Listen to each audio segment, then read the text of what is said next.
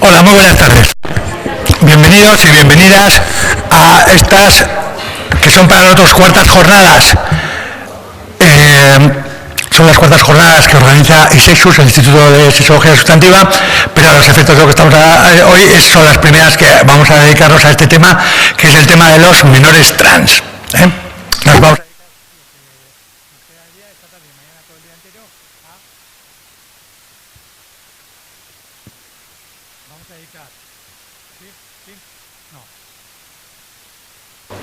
Hola, la culpa es mía, Ana, no le he dado al push. A esto lo has quitado luego, quita las manos. A eso.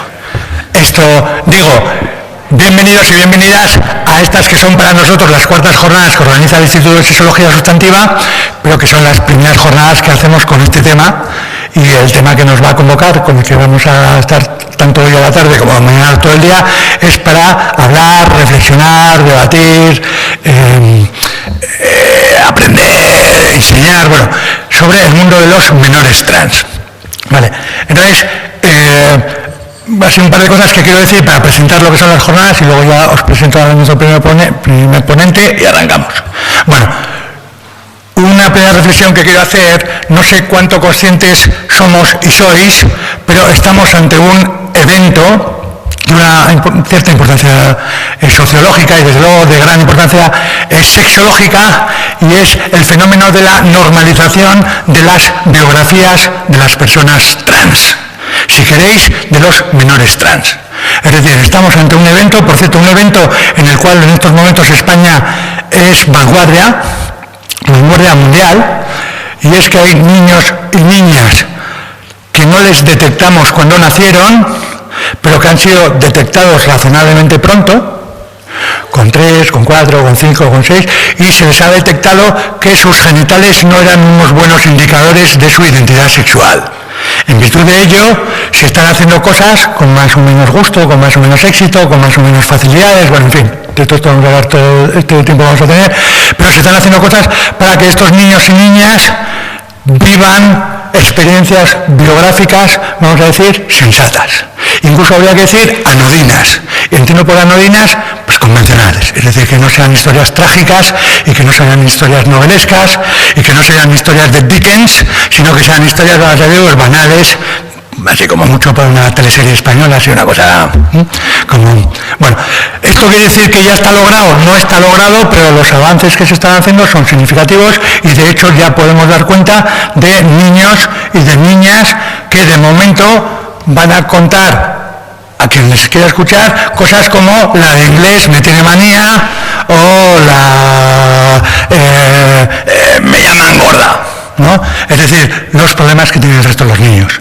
Pero cada vez más empezamos a ver niños que se sienten niños aunque no tienen pene, niñas que se sienten niñas aunque no tienen vulva, que viven historias, vamos a decir, razonablemente convencionales, que no se escapan de la familia, que no se escapan de la escuela, que no se escapan del grupo de iguales. Bien, esto no quiere decir que todo vaya estupendo, es decir, que iremos viendo un poco en cada ámbito, en el ámbito escolar, en el ámbito familiar, en el ámbito sanitario, en fin, en el ámbito de las leyes, en el ámbito de la organización social. Iremos viendo que no todo es miel sobre hojuelas, pero lo cierto es que estamos ya logrando, vamos a decir, experiencias, todavía son, hablamos de una cuestión. Cuando vemos procesos de vanguardia, a veces no somos muy conscientes porque las vanguardias a veces no se dan mucha cuenta de que son vanguardias. Bueno, pues estamos ante un fenómeno de vanguardias, con lo cual una cosa que nos va a pasar todo el rato es que estamos hablando de cosas a la vez que las estamos aprendiendo, porque de muchas de las cosas que estamos hablando las estamos aprendiendo ahora mismo en gerundio, ¿no? De hecho, estamos trayendo a algunas de las personas que están en primera línea de estos procesos de aprendizaje y de estos procesos de darse cuenta y de estos procesos de desear. Bueno, de entre esas personas que están más o menos delante de todo este tinglao, pues es nuestro primer ponente que es Aingeru Mayor.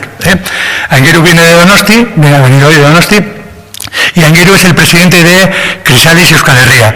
Crisalis es una organización de familias de menores trans que está organizada a nivel estatal, ¿no? Y entonces hay un Crisalis, vamos a decir, España, y luego hay organizaciones, vamos a decir, autonómicas. Entonces, Aingeru es el presidente de la Vasca, de la Vasco-Navarra. esta gente de Crisales Euskal Herria se ha hecho famosa en los últimos meses por un fenómeno que ha sido, vamos a decir, el autobús. Aunque ellos no se hicieron famosos por el autobús, pero el autobús les ha hecho famosos. A vuestra derecha, que es mi izquierda, hemos traído la... ha traído a Aingeru.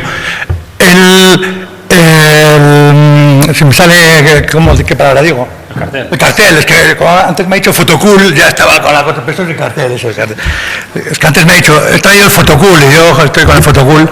El cartel, que es el palabra que hay que buscar más, el póster. El póster de lo que fue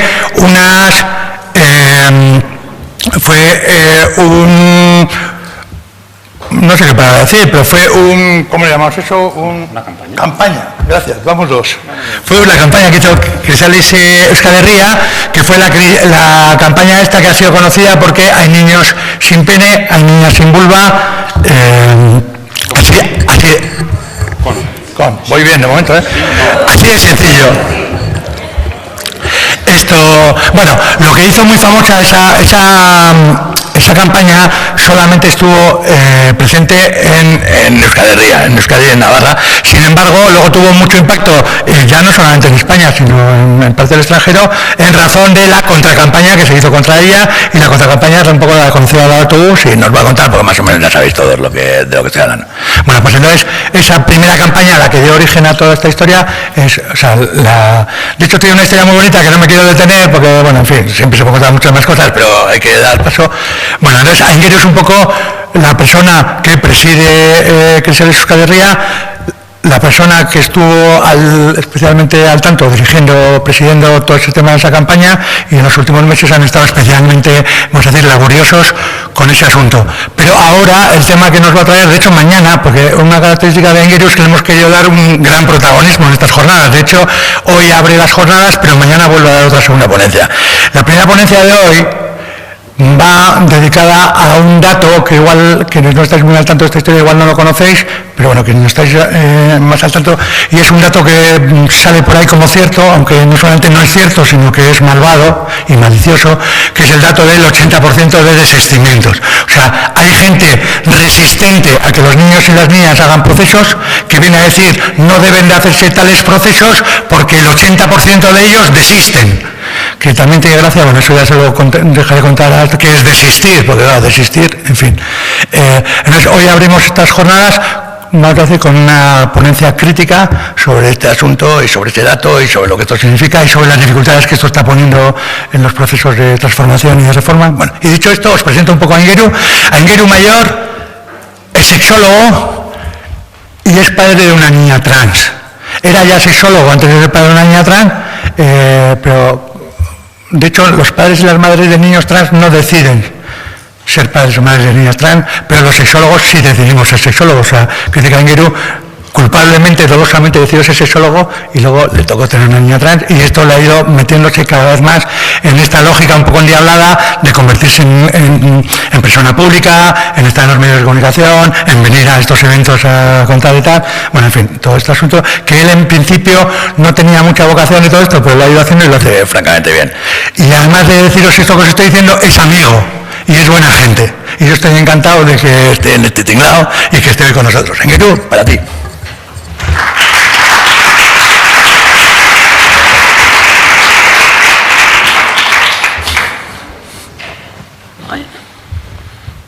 Cuando me diga... ¿Se oye ya? ¿Sí? Vale, bueno, como decía José Ra, yo podría hablar de... José Ra me invitó a venir a las jornadas y dije, ¿de qué quieres que hable? Porque podía hablar de muchas cosas y desde lugares muy diferentes. Podía hablar como Aita, como padre de dos niñas, una que tiene vulva y otra que tiene pene. Podría hablar como activista, en este momento como presidente de Crisales Euskal Herria, y de todos los líos, enredos, curros, trabajos, sudores, sufrimientos y alegrías que conlleva estar haciendo activismo y estar peleando con políticos, con gente de los servicios de salud, generando materiales didácticos, de muchas cosas. Al final, negocié y dije a José Ra, pues igual casi mejor hablo de otras cosas diferentes un poco a las que he solido estar hablando en otros momentos. Entonces, para mañana hablaré de recursos didácticos para trabajar la transexualidad infantil, que estamos muy metidos en ello en Crisales Euskal Herria, y hablaremos de esto. Y hoy, en realidad, mi reflexión o mi ponencia es una aportación más sexológica, más sexológica y una reflexión sobre la necesidad y la importancia de hacer ciencia y de hacer buena ciencia, ¿vale? Entonces hay algo que yo creo que es importante, que es que una cuestión es todo el trabajo activista que se puede hacer en relación a la transexualidad infantil, y otra cuestión, otra vía que para mí me parece imprescindible es que empecemos a generar conocimiento científico sobre esta realidad.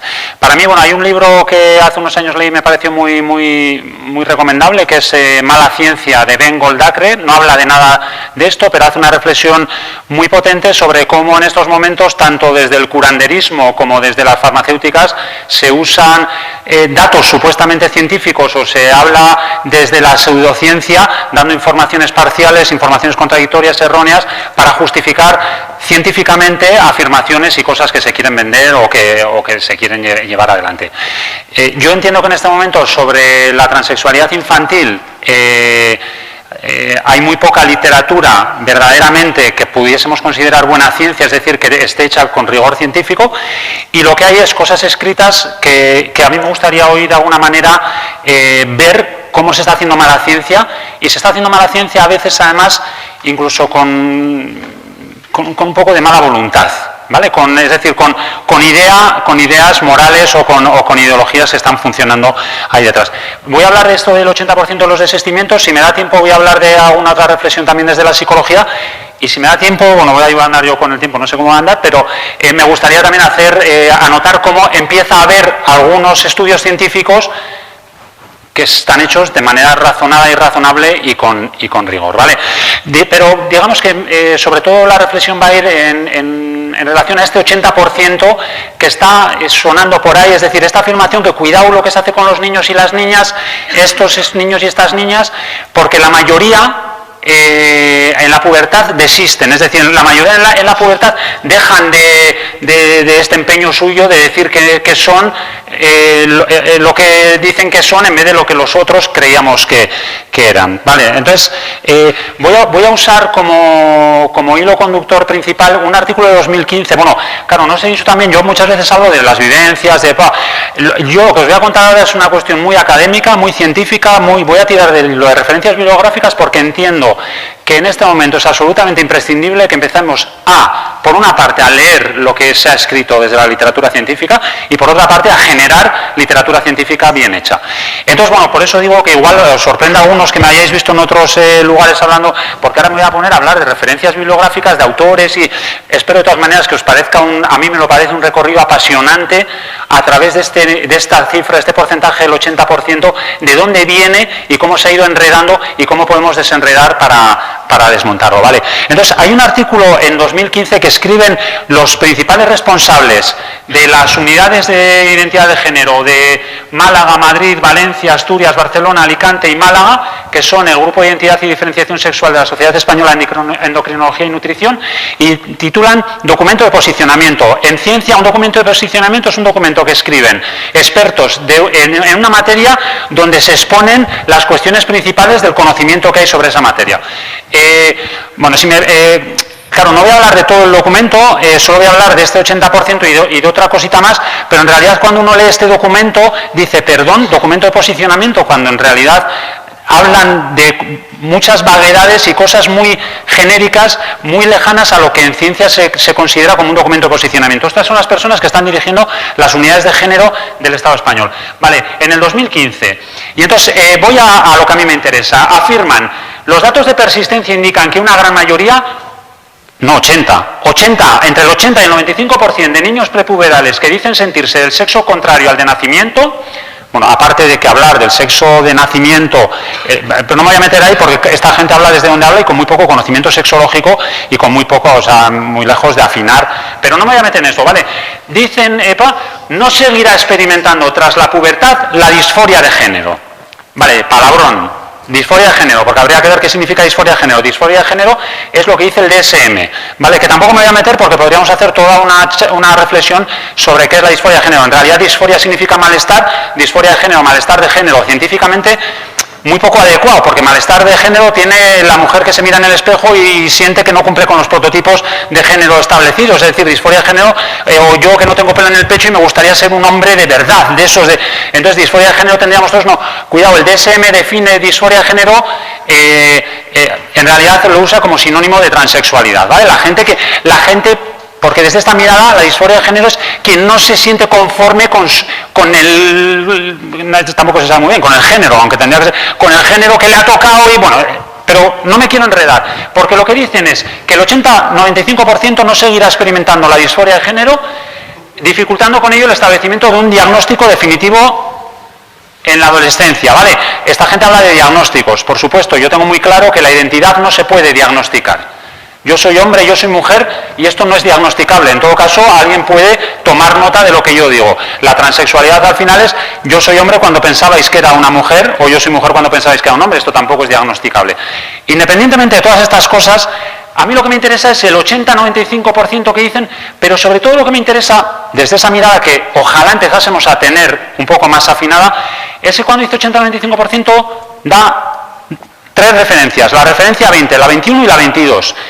A mí me parece vergonzoso que desde lugares supuestamente académicos se haga lo que vamos a ver ahora, es decir, usar las referencias de una manera sin una revisión exhaustiva de lo que se mira, ¿vale? Bueno, pero antes de entrar en estas 20, 21, 22, es decir, ¿de dónde sacan? Porque a mí, yo cuando leo esto, claro, yo cuando leo este artículo, lo que llevo ya un tiempo en la asociación Crisalis y todavía no he conocido a ningún niño ni a ninguna niña que haya desistido. Entonces digo, o estos son muy especiales, estos que estoy conociendo yo, o este dato, bueno, como yo soy muy científico, por así decirlo, digo, pues bueno, iré a mirar. Pero antes de mirar de dónde viene ese 80-95%, pues, seguidamente hacen esta afirmación en este artículo.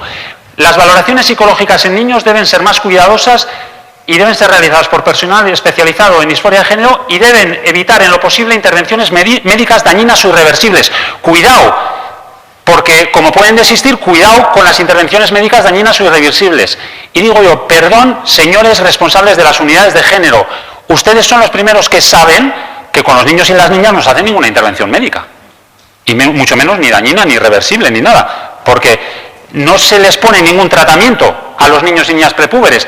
Lo que podríamos hablar es de tratarles bien o de tratarles mal. Y las unidades de género, hasta ahora por lo menos se les ha tratado bastante mal. El único tratamiento sería hablar de un tratamiento cordial y amable. ¿Por qué dicen 80-95% y dicen y cuidado, sobre todo con hacer intervenciones médicas dañinas e irreversibles? Responsables de las unidades de género del Estado español escribiendo un documento de posicionamiento, que no es cualquier cosa, o sea, no es un escrito en un periódico. Porque esto que no se hace con niños y niñas, es decir, no se hace ninguna intervención médica, y mucho menos dañina e irreversible, lo que viene a decir es cuidado, cuidado, cuidado lo que hacéis con los niños, y entonces metemos un fantasma con cosas dañinas e irreversibles. Bueno, a mí esto me enfada un poco, o me enfada mucho, pero tampoco voy a ir por ahí, ¿vale? Porque voy a seguir, porque a mí lo que me interesa es, bueno, esto en niños, a ver si va esto, a mí me interesa el 80-95%, porque yo decía, ¿dónde están ese 80-95%? Que son muchos.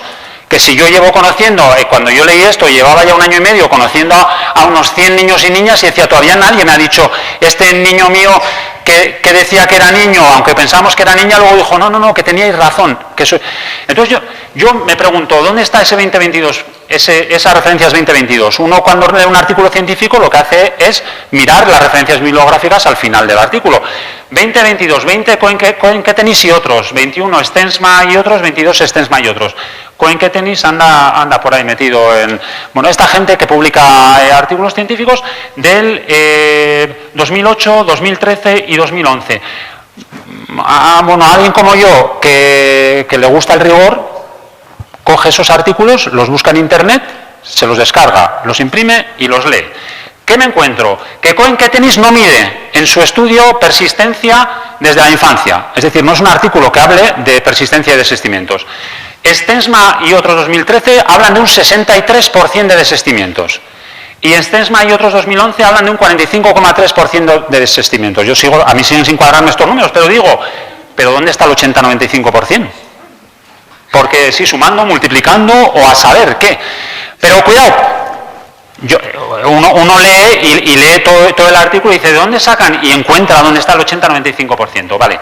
Ese 80-95%, bueno, a mí esto es que me parece una aventura apasionante, ir mirando de un artículo a otro a ver de dónde salen estas mentiras tejidas que llevan, cuidado, a que en este momento a los padres y a las madres se les diga una y otra vez, cuidado, porque es que igual esto que está diciendo luego cambia en la adolescencia, porque esto nos lo han dicho a la mayoría de las madres y de los padres de niños y niñas en situación de transexualidad. Claro, y a eso a uno, cuidado, que a una madre o a un padre me dicen, es que igual desiste, entre otras cosas, le hace a uno agarrarse a un clavo ardiendo, a ver si es verdad, porque es que claro, esto de la transexualidad me da tanto miedo que, y entonces por ejemplo no vamos a posibilitar que este niño o esta niña se desarrolle. Pero voy a seguir, este 80-95% sale de la introducción del artículo de Cohen-Kettenis de 2008 que dice los síntomas de la disforia de género en la pubertad decrece o incluso desaparece en un porcentaje considerable de niños, estimado entre 80 y 95%. Referencias 11-13. Aingeru dice, Aingeru sigue buscando, debajo de las tapas hay miles de premios. Tendrás que buscar en la 11 y 13. Pero cuidado, que aquí hay una cuestión que es muy importante. Cohen-Kettenis no dice que su estudio da un porcentaje del 80-95%. En su introducción hace unas referencias y da este número. En un estudio científico, en la introducción, se hacen unas reflexiones preliminares que contextualizan, no sé qué, y luego uno presenta en su artículo. ¿Vale? Entonces, cuidado que el 80-95% no vienen de esta gente, sino que esta gente, tanto Cohen-Kettenis en 2008 pone este dato en su introducción, Stensma 2013 hace referencia a Stensma 2011, es decir, no da ningún dato nuevo, y Stensma 2011 dice que hay un 84,2% de desistimientos y lo saca de una recopilación de 10 estudios cogidos no de manera exhaustiva, es decir, no hacen un metaanálisis, decir, vamos a coger todos los estudios que hasta en este momento hablen de estas cuestiones, sino que cogen 10, 7 de ellos anteriores a 1990, suman el total de la muestra, suman los datos sin hacer ningún análisis más de si esos estudios cumplen las condiciones para poder tomarlos en consideración y sacan un 84,2%, ¿vale?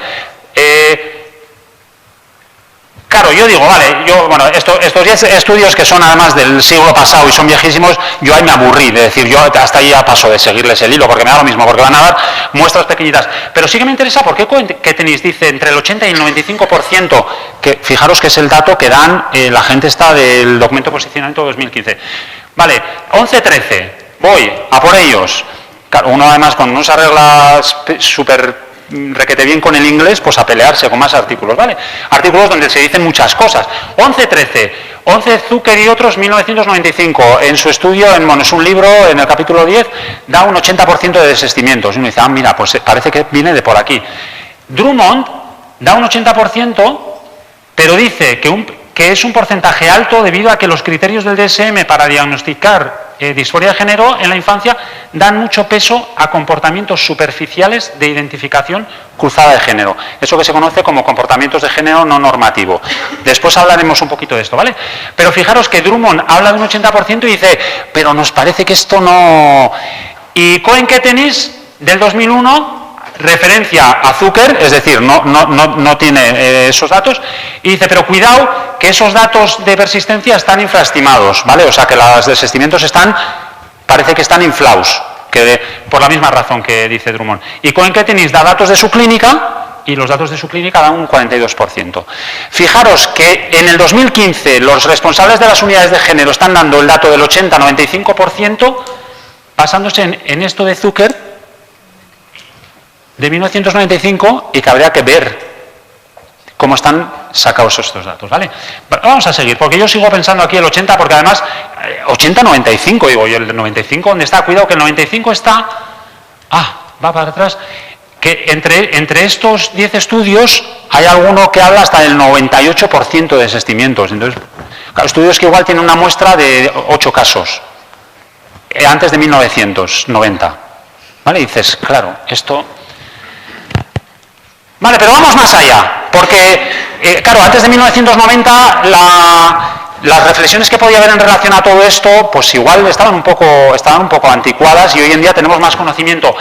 En el artículo de 2015 de los expertos en el Estado español, entre otras, aparece una mujer que se llama Nuria Asenjo Araque, que yo no le conozco personalmente y seguro que es una buenísima persona, maravillosa y que...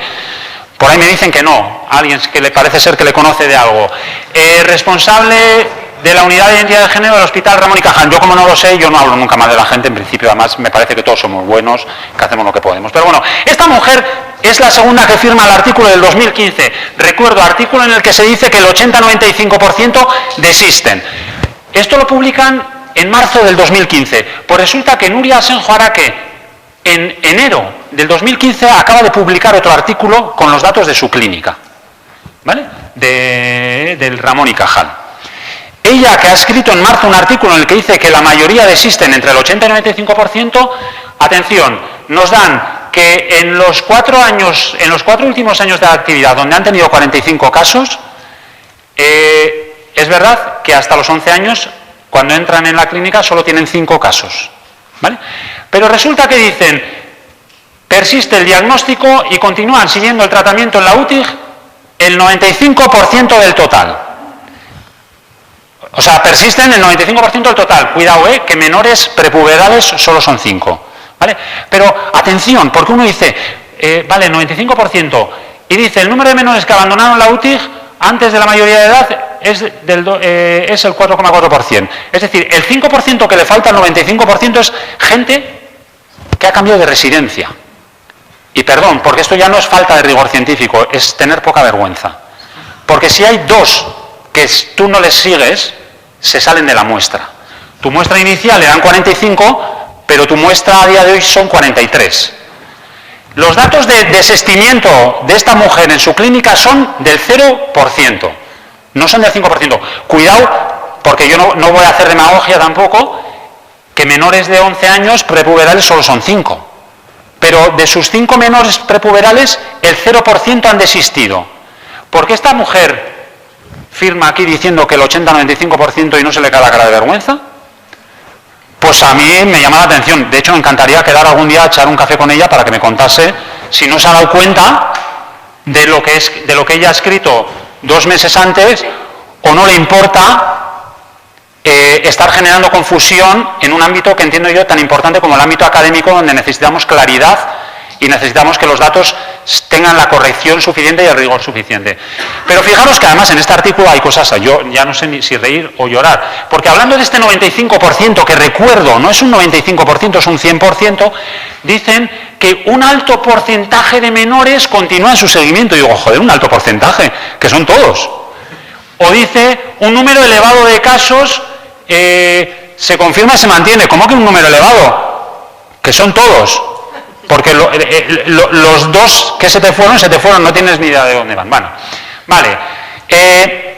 Cuando uno coge, y esto vuelve a ser, esto lo saco yo de un artículo del Clinic, del Hospital Clinic, y otro, el de Asenjo Araque, los datos que dan de desistimientos, tanto este artículo como este artículo dan 2 tablas con una recopilación de datos, ¿vale? Esto vuelve a no ser exhaustivo, pero podemos ver que y yo los he ordenado por orden cronológico, ¿vale? Los de aquí y los de aquí. En 1967, Green, con 44 niños, habla de 98% de desistimientos. En el 95, 2005, 80-90%. En el 2006, 20%. Aquí, bueno, hay un artículo de Drummond que sería muy interesante investigar cómo en 2008 le siguen dando un 88% de desistimientos. Pero si veis, 39%, 44%, el Hospital Clinic 18% en menores, Asenjo Araque un 0%. Cómo según vamos viniendo hacia la actualidad, el porcentaje de desistimientos disminuye.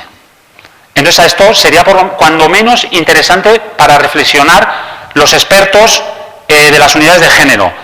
¿Por qué los porcentajes de desistimientos están disminuyendo? Claro, a mí que esto me interesa muy mucho y me pongo a pensar, pero en realidad, esto de desistir o persistir, ¿qué es? ¿Y tenemos algún dato que nos pueda ayudar en algo? Y entonces aquí tenemos en el STENSMA 2013, uno de los artículos que aparecen, que se titula Factores asociados con la desistencia y la persistencia de la disforia de género. Bueno, esta gente habla de disforia de género, ¿vale? Yo como estoy leyendo esto entiendo que de lo que habla es de transexualidad, ¿vale? Y la llaman disforia de género y dicen que se diagnostica y dicen las cosas que dicen. Pero este hombre se pone a investigar. Lo que pasa es que ya vais a ver que de lo que él estudia se sacan unas conclusiones increíbles que ellos no las sacan. Y digo, bueno, pues necesitarán más rato de reflexión para sacarlas, ¿vale? Pero dice cosas muy interesantes. Bueno, lo primero es importante que sepamos que este 84% del que habla Stensma, de lo que habla es que la muestra es de aquellos que cumplieron el criterio de desorden de identidad de género del DSM-4. TR, ¿vale? Y entonces cuando se habla de disforia de género están hablando del DSM-3, del DSM-4, del DSM-5. Entonces, el criterio para meter en la muestra, para meter en el saco, del que luego se sacará el porcentaje, es los que cumplen los criterios del DSM. Entonces, cuando se dice el 80% de un 100% de niños y niñas que cumplían los criterios del DSM. El DSM es terrible, ya lo sabéis, y ahí está peleándose la gente para que, igual que la homosexualidad salió del DSM, se saque la transexualidad, que no tiene ningún sentido que esté, pero sigue estando y lo siguen manteniendo, y cuidado que las unidades de género siguen empeñados en usarlo. Los criterios de diagnóstico, claro, a mí me interesa saber, si tenemos una mirada científica y queremos saber entender de estos porcentajes, tenemos que entender cómo se ha hecho la muestra. Entonces la muestra se hace con los niños y niñas que cumplen los criterios del DSM. Yo he cogido los criterios del DSM-5, que ahora no me acuerdo qué redacción, porque anteayer me puse a mirar y otro documento que tenía el DSM-5 daba una redacción, no esta misma, una muy parecida, pero es lo mismo, ¿vale? Entonces, tiene que cumplir 6 de estos 8 criterios, en los que está, por ejemplo, tener disgusto hacia la propia anatomía, preferencia por el crossdressing, por el travestismo, que tiene tela, hablar de crossdressing, por un niño o una niña se ponga la ropa que se quiera poner, pero bueno. Pero hay algo que es muy importante que entendamos, que hay un criterio sine qua non, un criterio que dice el DSM que se ha de cumplir, que es este primero. Y fijaos que es un criterio doble. Y habla de la vivencia de tener un deseo fuerte de ser del otro género, ¿vale?, del otro sexo, o la insistencia de ser del otro sexo. Y aquí damos con la madre del cordero, porque la insistencia de ser del otro sexo es cuando pueden expresarlo con claridad. Bueno, hay que anotar, del otro sexo al que le dicen a uno que es, porque uno es del sexo que es, ¿vale? Aunque aquí estarían diciendo del otro sexo que no es el tuyo que te ha tocado, ¿vale? La insistencia en de ser, la insistencia yo soy un niño, yo soy una niña, esto nos habla de una niña con pene, un niño con vulva, que se le etiquetó erróneamente al nacer y que está diciendo que no soy un niño, que soy una niña, y lo insiste. Cuidado, porque hay niños y niñas que en un momento dado pierden la capacidad de expresar su identidad porque se les está negando permanentemente, ¿vale?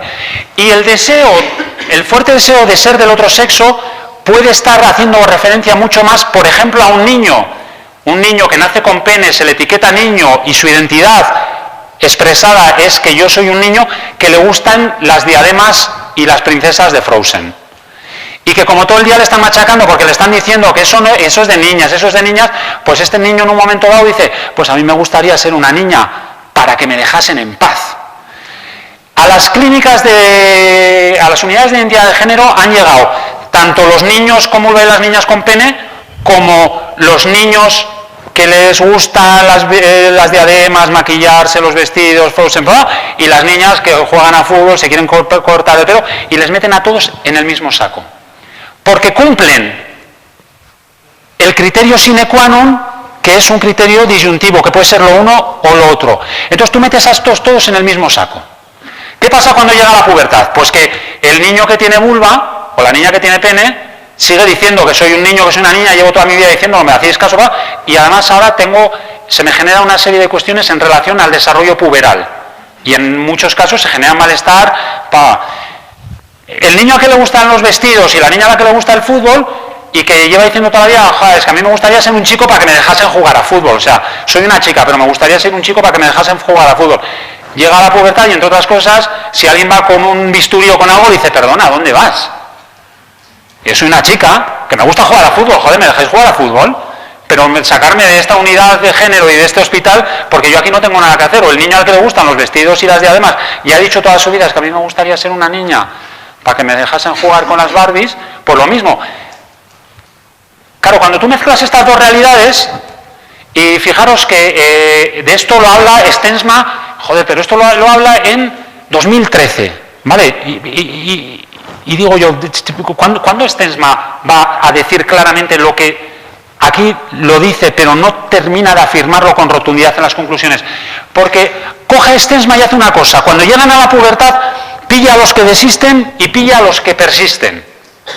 Y se pone a ver de los que persisten qué características han tenido en su proceso y de los que desisten qué características han tenido.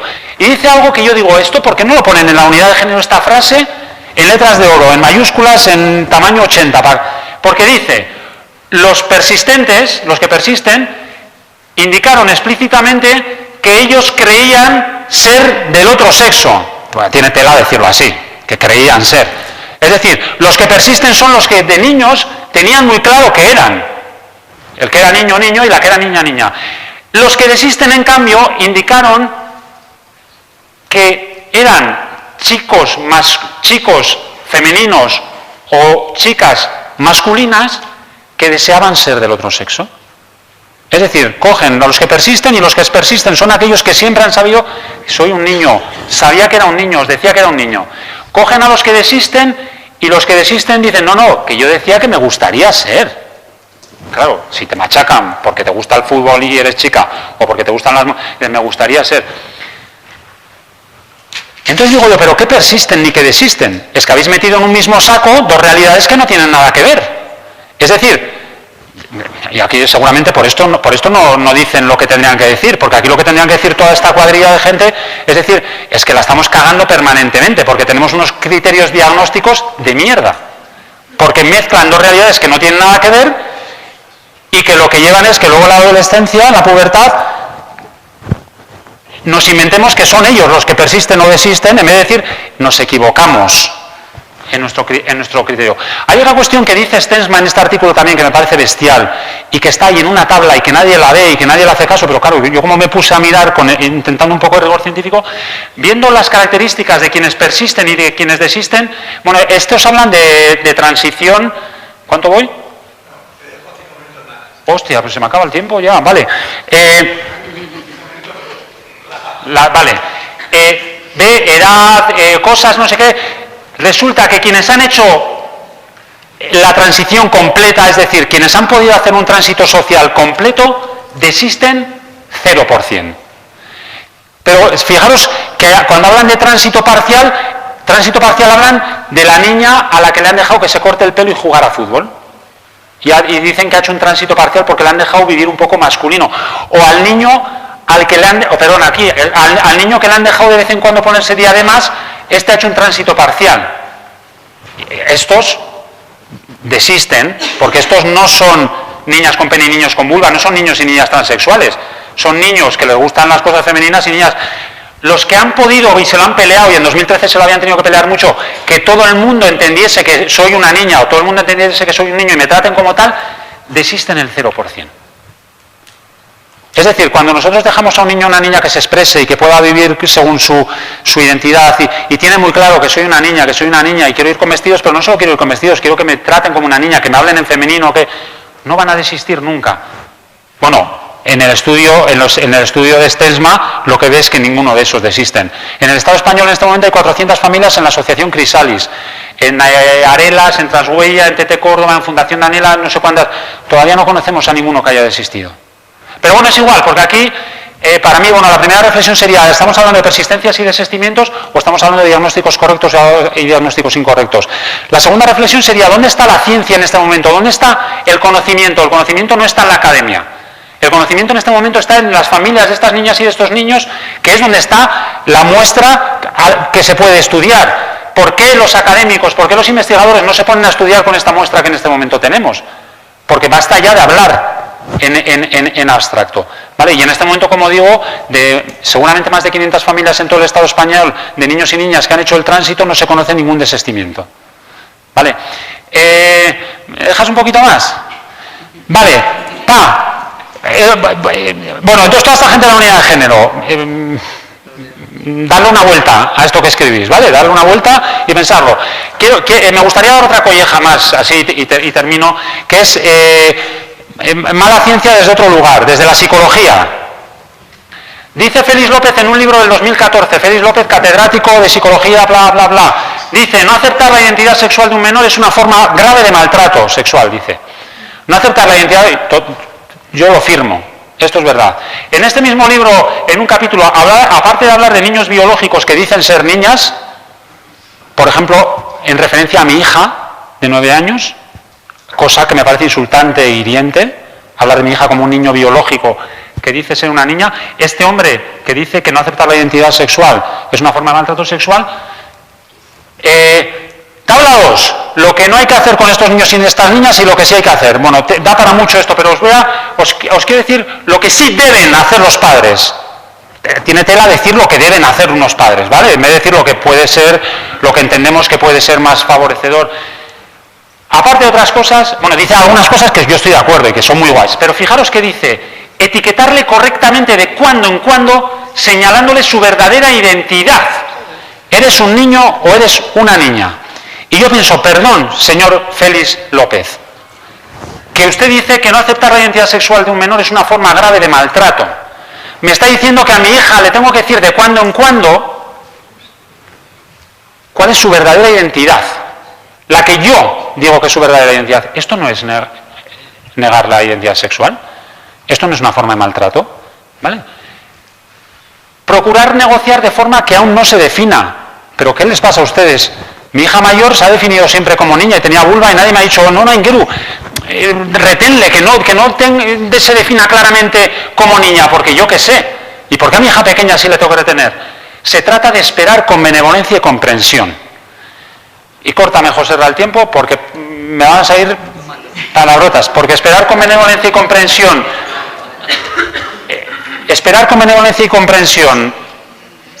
mientras uno está maltratando, pues perdón, para mí ni un segundo de espera cuando lo que estamos poniendo en juego es una forma grave de maltrato que tiene que ver con el no respeto a la identidad. Y bueno, y me vas a dar 2 minutos más porque hay gente que está haciendo buena ciencia, hay gente que está empezando a hacer buena ciencia. Tenemos un artículo de 2012 de esta gente que creo que es de Canadá, que dicen que hay una diferencia bestial y tienen un estudio, ahora no me acuerdo de cuánto es la muestra, en la que ven qué pasa con jóvenes trans en relación a cómo vivieron en su infancia el apoyo de sus padres. Han descubierto una cosa muy interesante, que es que el apoyo de los padres sea nulo, o sea casi nada, o sea un poco, es casi lo mismo, que únicamente va a haber cambios significativos en la calidad de vida de estos críos cuando el apoyo es very supportive, es decir, cuando los padres les apoyan absolutamente. De tal manera que podemos ver diferencias estadísticamente significativas en relación a la satisfacción con la vida de quienes sus padres les apoyaron very supportive, es decir, quienes tuvieron el apoyo completo de sus padres. Fijaros, del 72 al 33, del 66 al 33, del 70 al 15, y en azul clarito están los que no les apoyaron nada, los que les apoyaron casi nada o los que les apoyaron a medias. Vale, apoyar a medias no sirve, porque en realidad apoyar a medias es no aceptar la identidad, porque el apoyo very supportive es cuando el padre y la madre, o los 2 padres o las 2 madres, o el lío familiar que tenga cada uno en su casa, decide, eres quien dices que eres. Pero atención, que estos datos para mí estos datos son de pánico. Mi hija tiene 9 años, pensar en intentos de suicidio me mata, ¿vale? Y aquí estamos viendo síntomas depresivos, consideración de suicidio e intento de suicidio. Entre quienes sí les apoyaron y no les apoyaron. ¿Vale? Very supportive. Este es un estudio que empieza a darnos datos importantes de estas realidades y de la necesidad de apoyo. Y dicen una cosa más, que estos padres y estas madres para poder apoyar a sus hijos necesitan apoyo. Y esto tendrían que empezar a tomar buena nota las instituciones y las administraciones públicas. Los padres y las madres necesitan que se les apoye. Y no vale con que las asociaciones apoyen. Hace falta apoyo institucional, hacen falta medios, ¿vale? Y 2 minutos más, José, déjame, porque sobre todo hay un último artículo que empieza a marcar una nueva línea en la investigación sobre transexualidad infantil, aunque es un artículo que por diferentes razones es todavía muy pequeñito. Con una muestra de 73 niños y niñas entre 3 y 12 años, estos no diagnostican nada, cogen a niños de 3 y 12 años que viven según su sexo sentido, que no es el que se les asignó al nacer. Es decir, quienes hacen este estudio lo que cogen es niños y niñas que están viviendo, niñas que viven como niñas, cuando en principio se pensó que eran niños. Es decir, aquí no se diagnostica nada, únicamente se coge a quien está viviendo según su sexo, según el sexo expresado, que no coincide con el que se le puso a nacer. Y aparte cogen un grupo de control, y esta gente empieza a hacer cosas con un poco de rigor científico. Y cogemos un grupo, vale, A estos han hecho un estudio que en realidad el cuestionario es bastante reducido y esto no es más que el principio de una línea de investigación. Han visto que estos niños cuyo sexo sentido se respeta tienen índices de ansiedad y depresión similares al resto de niños y niñas de su edad. Es decir, que hasta ahora todos los estudios que teníamos de niños y niñas, estos diagnosticados con disforia de género, la mayoría tenían síntomas depresivos, ideaciones de suicidio, bla, bla, bla, bla, bla. Tenemos un estudio con 73 peques, como los niños y niñas que están en este momento en las asociaciones en el Estado español, que están pudiendo vivir su identidad, que viven con indicadores de calidad de vida similares al resto. Yo con esto he terminado.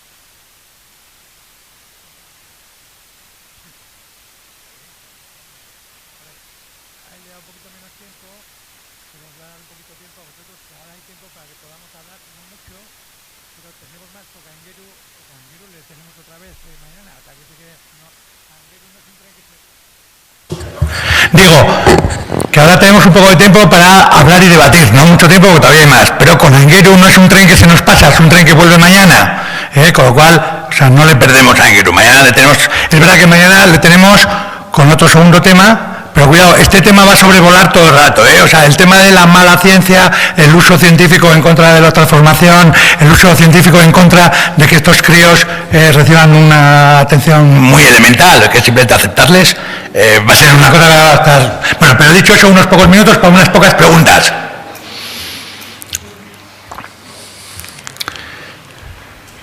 En el caso que no hubiera preguntas, te dejo más minutos. Yo me lanzo de nuevo. Pues puedes lanzarte. De lo que hablabas, ¿no? Bueno, de eso, los desistimientos. Perdón. Y eso.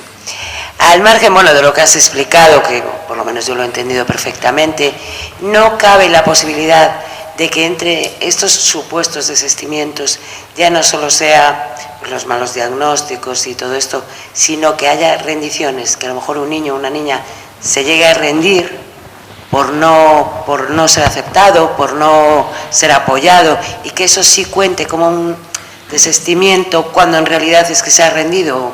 Claro, o sea, aquí lo que pasa es que en este momento se mezclan muchas cosas muy diferentes. Lo que nosotros estamos pudiendo observar es que la identidad, es decir, pensar que yo en algún momento dado deje de sentirme hombre y sentirme mujer, a mí nadie me ha planteado esta posibilidad. Y en cambio con las personas en situación de transexualidad se plantea. Y es por qué se plantea con las personas en situación de transexualidad y no con el resto. Otra cosa es lo que dices tú, es decir, si mi hija, por ejemplo, que es una niña que tiene pene y que nació con pene, se pasa toda su vida peleándose porque le están dando mogollón de caña y no sé qué, que un día diga, pues me vuelvo a meter en el armario y voy a ser lo que me digáis que sea o me voy a suicidar. Que podría ser la rendición absoluta, es decir, dejo de vivir, dejo de ser quien soy. Pero cuidado, que esto nunca puede ser un desistimiento en los términos que están planteando, porque esta gente lo que está planteando es, claro, hablan de disforia de género, mezclan disforia de género con transexualidad. El DSM-5, el último DSM-5 hace una jugada feísima además, porque intentan decir, no, que nosotros no estamos por la patologización de esto. Una cosa es la transexualidad, otra cosa es la disforia de género, y luego todo el capítulo de disforia de género es lo mismo que lo anterior.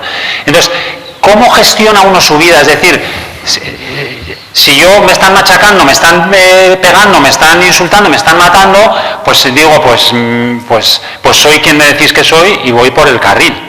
Pero esto nunca se podría entender desde la ciencia como un desistimiento en relación a mi propia identidad o mi propia autopercepción como chico, como chica acá, sino una adaptación a la agresividad del medio y entonces digo, pues paso desapercibido. Entonces, ¿qué es lo que pasa? Que en todos estos porcentajes, hasta ahora las unidades de género cogían, hacían este saco, metían todo lo que de niños y niñas que podían estar diciendo es que... y luego resulta que cuando llegan en la pubertad empiezan a ver que hay unos que dicen, oye, yo necesito tratamiento, estoy viviendo muy mal mis cambios corporales, algunos, porque hay otros que igual pueden vivir sus cambios corporales bien, pero fijaros que aquí el problema es un problema de conceptos. Y en realidad aquí el problema, esto Joserra para mí es una referencia muy grande al hablar cómo se está haciendo ciencia sobre estas cuestiones sin tener en cuenta una conceptualización que lo comprenda. Claro, nosotros entendemos que esta conceptualización es la conceptualización sexológica, es decir, comprender qué significan los sexos, qué significa la identidad sexual, qué significa la autopercepción como hombre y como mujer, porque mientras no entiendas esto, vas dando palos de ciego. Entonces mezclas en la muestra cosas diferentes, luego dices que persisten o desisten sin saber por qué. Fijaros que Nuria Senjuaraque dice que desisten dos que han cambiado de residencia y no les siguen la pista. Y es como, por favor, un poco más de seriedad, un poco más de rigor científico. Y si hay una niña que decide, pues venga, voy a seguir viviendo como niño, porque vivir según mi identidad os genera a todos conflicto y a mí me genera conflicto, esto no es una cuestión de persistencia o desistencia, es una cuestión de adaptarse al medio y a las imposiciones, pero no tiene nada que ver con esto. Y sobre todo, fijaros que cuando hablan de persistencia y desistencia, esta gente lo que están diciendo es cuidado con los niños y las niñas lo que hacéis, porque es que igual luego desisten. Cuando fijaros que además, ¿a mí qué más me da? Si hay un niño que le gustan los vestidos de princesa, déjale, joder, que se ponga los vestidos de princesa. Si es que además me da lo mismo que sea niño que sea niña, para que le dejes ponerse los vestidos de princesa. Que no le pasa nada. Claro, en esta sociedad, un niño que se pone vestidos de princesa, es que se me va a mariconear, dirán algunos, porque lo van a mezclar con la orientación del deseo. Van a generársele dudas en relación a su identidad, perdón. ¿Qué pasa? No se puede ser hombre y ser peluquero y gustarte pintarte las uñas y tener gestos más femeninos. Pues claro que se puede, aunque en esta sociedad todavía se siga imponiendo que no, que esto no debe ser. Entonces fijaros que en realidad cuando dicen, y fijaros qué fantasma ponen, porque dicen 95% desisten, cuidado, nada de intervenciones dañinas o irreversibles, capullos, que no se hace nada con los menores, que lo único que se hace en todo caso es respetar o no respetar. Respetar la expresión de su ser y respetar su identidad. Porque así como los niños que les gusta ponerse vestidos y diademas necesitan que les dejen ponerse los vestidos y diademas, y fijaros que aquí sí que hay rendiciones, porque yo no veo por las calles ningún niño con vestidos y diademas, y hay mogollón de niños. El porcentaje de niños que quisieran ponerse vestidos y diademas es mucho mayor que el de los niños con vulva o de las niñas con pene. No vemos ni uno por la calle. Vale, yo mañana, hablando de los recursos didácticos, hablaré un poco de esto. Decía, este niño que le gusta ponerse vestidos y diademas, lo que necesita es que le dejéis ponerse los vestidos y diademas, no solo que le dejéis o que se lo permitáis, que lo cultivéis, joder, porque si le gusta el arte ya lo cultiváis, pues si le gusta también pintarse, dejarle tranquilo, no dejarle tranquilo, acompañarle. Una niña con pene, un niño con vulva no solo necesita que le dejes ponerse vestidos y diademas o que le dejes cortarse el pelo, porque necesita que cambies tu mirada. Mi hija, yo no he hablado, porque esta es otra historia que podía contar, durante 5 años, desde que nuestra hija con 2 años dijo, no soy un niño, soy una niña, nosotros le dejamos en todo momento usar los juguetes que quería, ponerse las ropas que quería, salía a la calle con vestidos. Era porque pensábamos que era un niño, el único niño de todo Donosti que iba con vestidos por la calle. Menudo machaque social por esto. Pero es que a ella no solo necesitaba esto, necesitaba que le dejásemos ponerse la ropa que quería ponerse, pero que además viésemos que era una niña. Es decir, la diferencia entre estos niños que se ponen vestidos, que necesitan que se les deje usar la ropa que quieren usar o los juguetes, y estas como mi niña, mi niña no solo necesita que le dejásemos poner vestidos, lloraba todas las mañanas durante 2 años. Cuando con 7 años nos hicimos cargo de su situación y hicimos saber a todo el mundo que era una niña, su relajo cambió absolutamente, porque por fin le vimos. Fijaros qué curioso que, entre otras cosas, ella dejó de usar las diademas y los vestidos que hasta entonces había estado poniéndose para subrayar y para gritar que soy una niña. Entonces, cuando estos dicen que la mayoría desisten, cuidado, no hagáis nada, esta espera benevolente que dice Félix López de que no se defina, perdona, pero déjales en paz, que mientras tanto están sufriendo. Y estos, las niñas con pene y los niños con vulva, necesitan ser vistos. O sea, mi hija, mientras le veíamos como un niño, no era vista. Una persona, cuando está en el tiempo de la infancia, cuando no es vista, no puede desarrollar su personalidad a través de la mirada del otro. Y los que sepáis de psicología y estas cosas sabréis de la importancia de poder construir mi self, mi yo, a través de la mirada del otro. Estos niños y estas niñas no lo pueden hacer. Entonces, por eso es la importancia del rigor científico en esto. Nuria Asenjo Araque en el 2015 en su clínica da 0% de desistimientos. ¿Por qué? Porque están empezando a discernir un poco mejor que el niño que se pone vestidos y dice me gustaría ser niña para que me dejasen en paz, le dicen tira por allá que esto no es lo tuyo, porque están empezando a poner un poco de observación en esto. Dentro de poco los desistimientos serán 0, porque los desistimientos no han existido nunca. Lo que han existido son diagnósticos erróneos y ojalá en algún momento dejen de haber diagnósticos, porque nadie tiene que diagnosticar nada. Que es una niña, no le diagnostiques ni con disforia de género, ni con transexualidad, ni con nada. Es una niña y si quieres tú conceptualmente reflexiona sobre su... pero deja de ponerle etiquetas. Perdona, José Raquel. No te perdono. Me cito además en estas cosas tan sexológicas.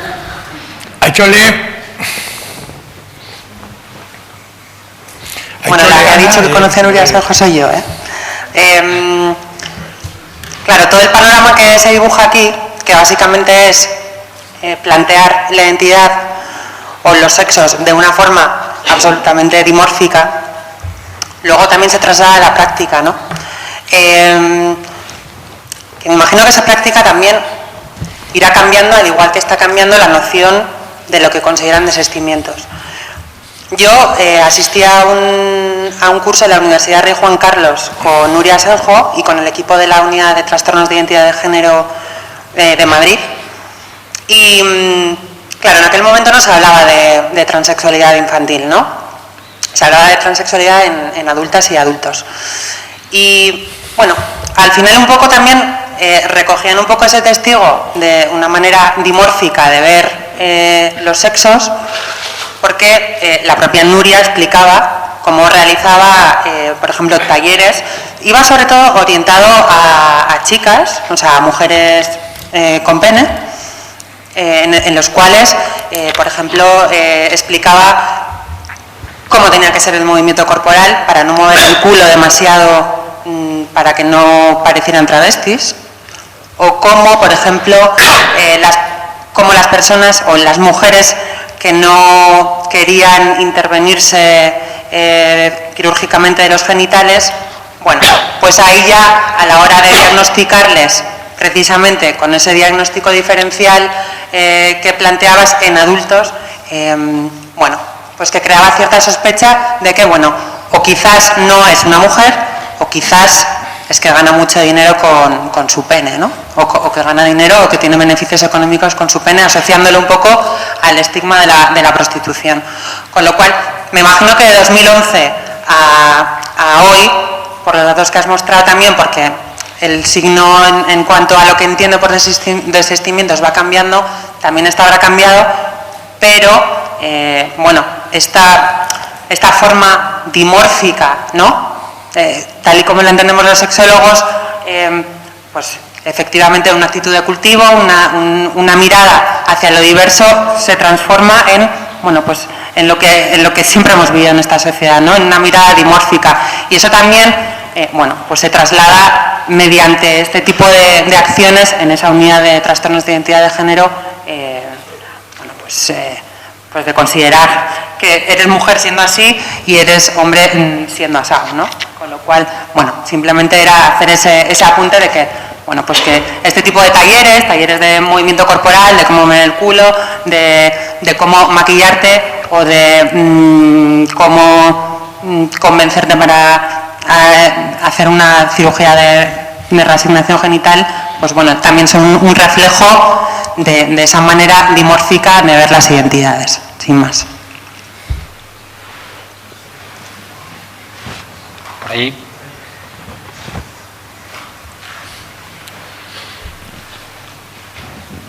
Hola, Ingeru, soy Marina.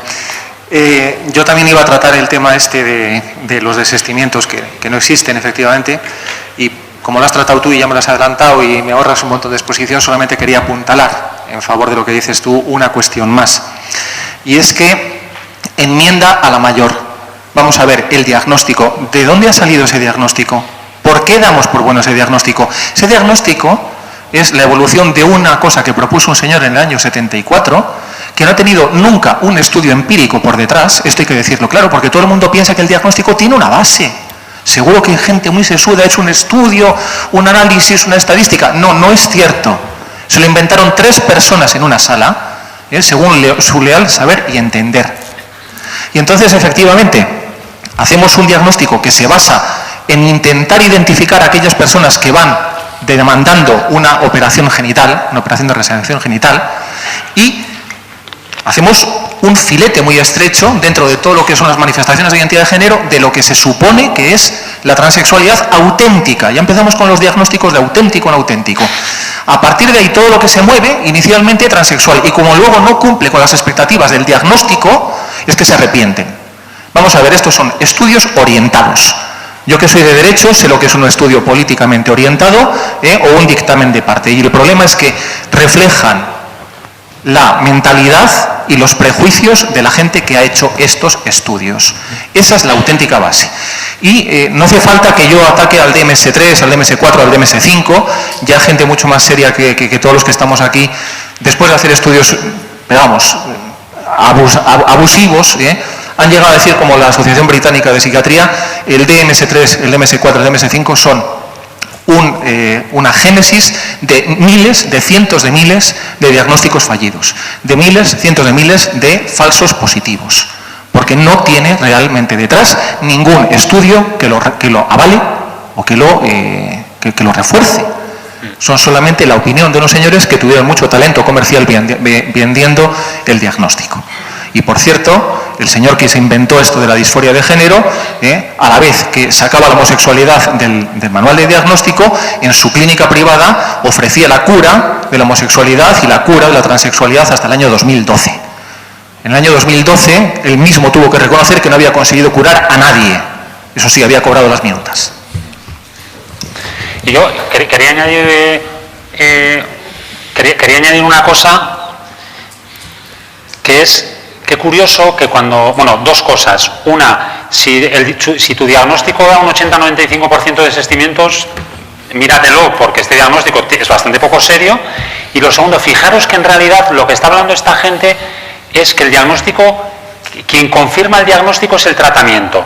Es decir, lo que se convierte en el diagnóstico real es el tratamiento. Es decir, quien demanda tratamiento cumple el diagnóstico. Y esto es una trampa bestial. Es decir, con estos niños y estas niñas dicen, ponemos un diagnóstico y persisten si piden el tratamiento, porque en realidad para ellos la prueba del algodón es, tú eres quien dice que eres, si vienes aquí a meterte droga o a cortarte por arriba y por abajo. Cuando, perdón, señores, que esto no es así. Yo soy quien soy, y yo que soy quien soy, vengo aquí a demandar acompañamiento médico, endocrinológico, quirúrgico, lo que sea, pero esto no es lo que a mí me diagnostica, porque yo no soy diagnosticable. Yo soy hombre, yo soy mujer porque yo digo que lo soy. Entonces este es el cambio de paradigma que, cuidado, que yo creo que estamos a la puerta ya de que socialmente y desde los sistemas sanitarios, por lo menos en el Estado español, porque en el resto de Europa la cosa está de pena, que esto venga ya, porque esto es lo único que tiene sentido, no tiene más sentido, y el DSM tendrá que desaparecer. Pero fijaros en la trampa de que es el tratamiento el que convierte, el que de verdad es el diagnóstico al 100%, y esto no tiene ningún sentido. Por ahí, ahora ya... Yo os voy a decir una cosa, vamos a seguir, o sea, quiere decir que todo el rato es sobre el tema trans, ¿no? El tema trans no se acaba ahora, o sea, es para todo el rato, pero venga, os doy... O sea, digo, es que ¿sabes lo que pasa? Que suele pasar que parece que el tema se acaba y vamos a otro, no vamos a otro tema. Vamos a ir todo el rato perspectivas, pero estamos en el mismo tema, o sea que estoy seguro que todas vuestras preguntas y reflexiones caben luego y después. Bueno, venga, dale.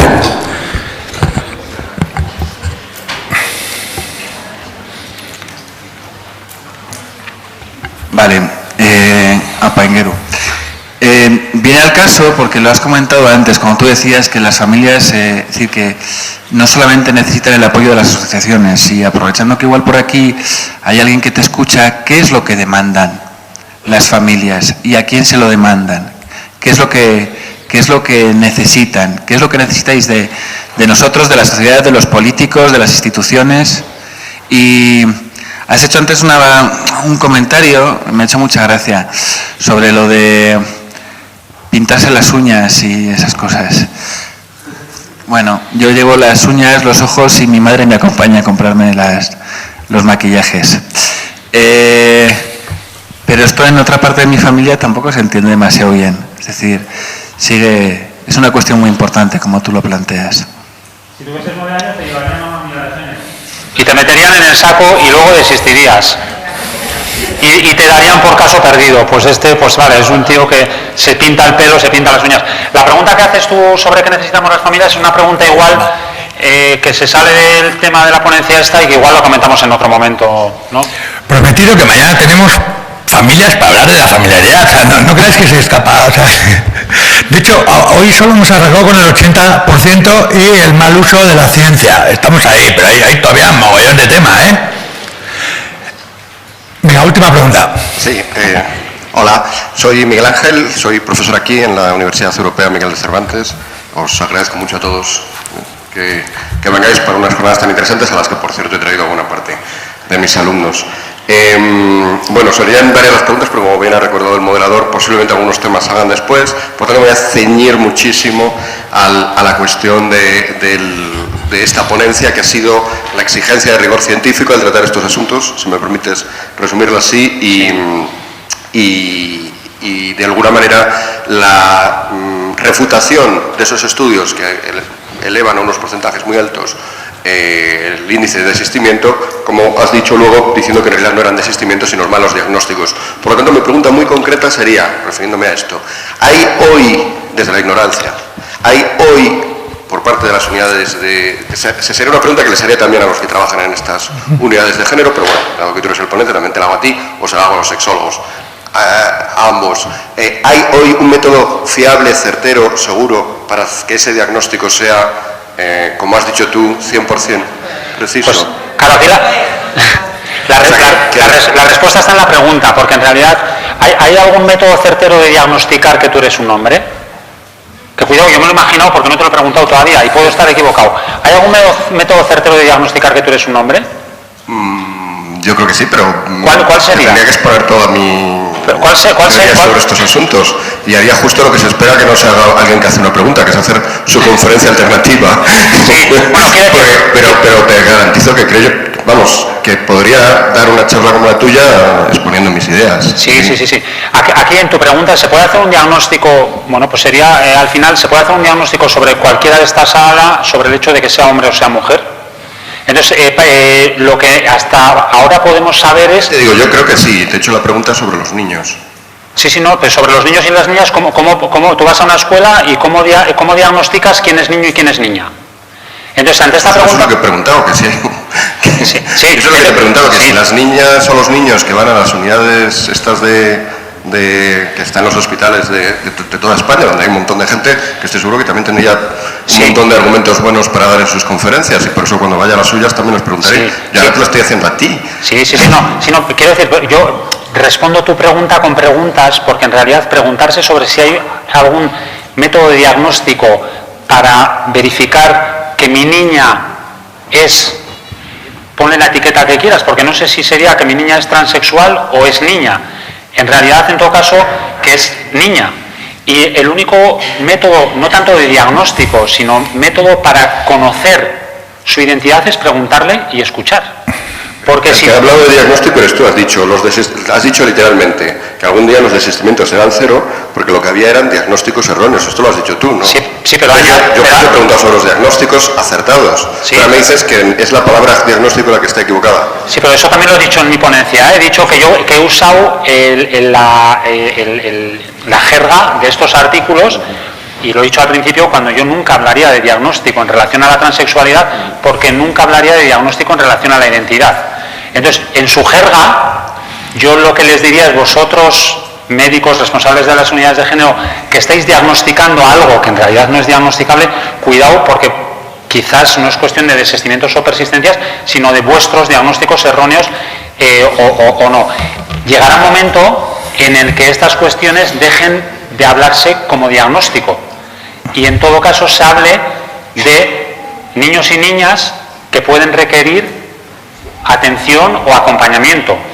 ¿Vale? Y ese acompañamiento y esa atención pasará por el respeto, sobre todo, a la expresión de su propia identidad. De todas maneras, fíjate tú que si incluso yo entro en el juego de los diagnósticos, el diagnóstico para saber si alguien es hombre o mujer, no para saber si alguien es transexual o no, el diagnóstico para saber si alguien es hombre o mujer pasa por un diagnóstico muy simple, que es preguntar y escuchar la respuesta. Y cuidado que esto que es tan simple, en algunos momentos, en algunas situaciones, no será tan fácil con niños y niñas, porque lo que nosotros estamos viendo es que hay niños y niñas que, porque se les ha negado su identidad durante mucho tiempo, no tienen ya capacidad de decir quiénes son. Pero cuando estos niños y estas niñas, y esto se puede cultivar, la capacidad de poder expresar quiénes son, cuando esto se da, el único diagnóstico que es preguntar, tú eres niño, eres niña, y te respondes soy niño, te dices soy niña. Y si yo tengo que certificar en algún lado, pongo lo que me dice. Fíjate, ¿por qué alguien tiene que certificar? ¿Por qué el Estado pone en los documentos que uno es hombre o mujer? Podríamos vivir sin esto, es decir, ¿qué más le da al Estado esto? Pero si alguien quisiese saber, si yo quisiese saber de tu identidad o tú quisieses saber de la mía, mi identidad en el sentido de mi autopercepción como hombre o como mujer, la única manera de saberlo, porque no es que nos miremos los genitales, porque yo viniendo para aquí podía haber tenido un accidente y haber perdido los genitales y me hacen un apaño y me ponen algo así y tú me ves y no tengo pene y yo sigo siendo un hombre. Porque cuidado que ser niño, ser niña, ser hombre o ser mujer, la identidad es una cuestión de subjetividad. No está ni en las manos, ni en los pies, ni en los genitales. Es una cuestión de procesos de subjetividad, de procesos mentales que me llevan a mí a saberme niño, a saberme niña. Y esto solo se puede saber a través de la expresión, o sea, preguntando y escuchando la respuesta.